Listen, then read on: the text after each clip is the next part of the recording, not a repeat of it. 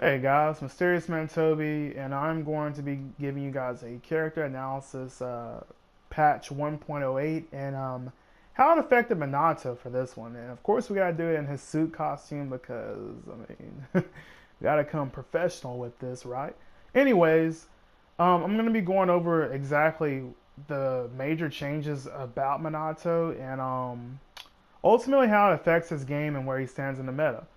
So one of the changes was this was a change that affected everyone, but they did some changes to combos and how they affect the guard and whatnot. And now his down combo doesn't put the opponent's guard on yellow like it used to, and furthermore it leaves them really close to you like this. So a buff and a nerf at the same time, because if you guys recall from my guide a while back pre-patch, I talked about how the down combo was good and that it pushed the opponent away and did damage, which was good for, spacing yourself and getting away from the opponent and stuff like that, while at the same time dealing damage to their guard. So you could just do the down combo, dash away, but stay within range simply because your dash is so good in general. So that was really good, but however, that's gone now, and it does less damage. However, them being close to you is a buff in itself that, like, if you really need them to stay close and you want to be in a favorable position, you could just keep them close and do some crazy stuff like that and, just get in there. Um, and of course, the universal change to a lot of stuff was that now the up combo is the main way of pressuring now. Or hold on, let me reset his guard. And now his up combo is the main way. It puts the opponent's guard on yellow. And with the dash cancel, it doesn't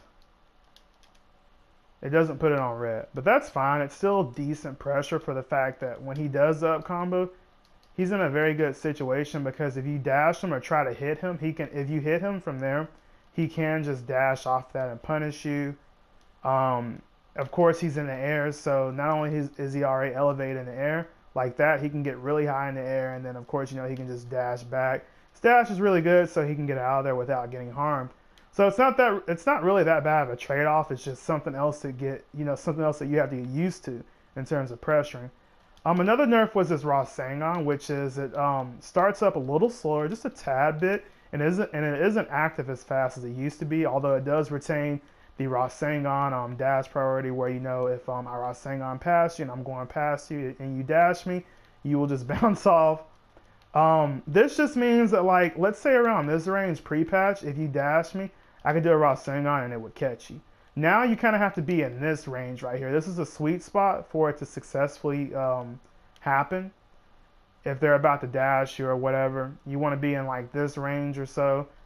And if you Rasengan and they dash, you're gonna hit them, or they will sub. But it doesn't matter if they sub, because you're in a good situation anyway from the Rasengan. So it just means you have to be more aware of where you are on the battlefield, so to speak, and be aware of your positioning a little bit more and get accustomed to that, because you're not going to be able to, you can't just stay within this range and be like, oh, Rasengan, and expect it to work. You have to be around here, because it does have, its startup has been nerfed a little bit. So that really wasn't that bad in general, because it's still it's overall a really good move in general. Like, I expected them, if they were going to nerf the startup, nerf it a little bit more than that, but for them to nerf it slightly is just kind of like, eh. And then the final nerf was to his projectiles. As you can see, his zoning is still fantastic. It's just that the other two projectiles have been rearranged in a way of where they don't really hit as consistently as the middle one. This means that this really helps out people who couldn't really jump guard, because I would fight a lot of people that since they couldn't jump guard, they would just, try to dash through. And now characters can dash through a little bit more than usual. They can still hit, but that is an option that they have. You can dash through a little bit more so than before. Although jump guarding is still more optimal, and not only before, jump guarding was definitely the better way to get through it, as you didn't get hit and stuff like that. Now, thanks to the nerf, you can definitely jump guard through those more consistently and whatnot. So I still advise you to learn how to jump guard, as it'll come in handy a lot more so against Minato. But if you still can't jump guard and you're having to dash through, it definitely does help out the people who have to dash through, which is like what, no offense, but like 99% of the community. Anyways, um, everything else is still intact. Like invincibility on this ultimate is still intact. His infinite is still there. You can hollow step, item cancel, all that good stuff. So all that stuff is still there. But just those three things about him were nerfed. Those were the main nerfs.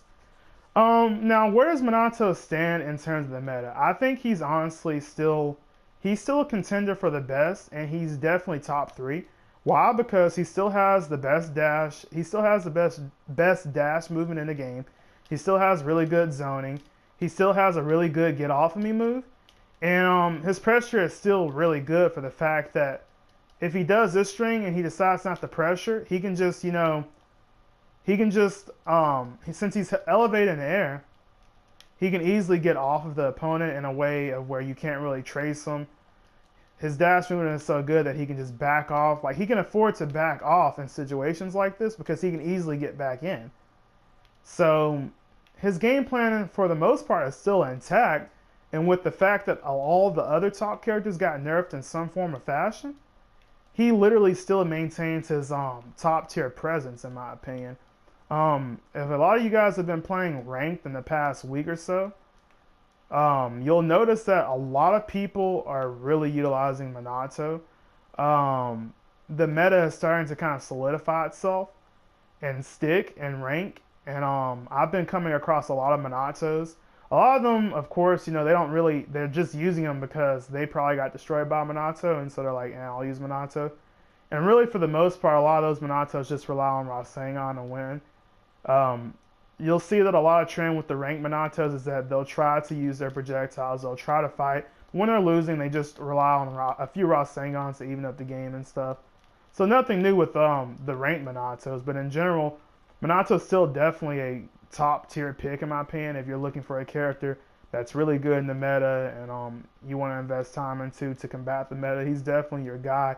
He works really well with supports, well with the better supports in the game in general. So all in all, he's still a really good character, and I advise you to really watch out for him in rank if you play a lot of rank, and in general if you play against top players. That was my analysis on Minato 1.08.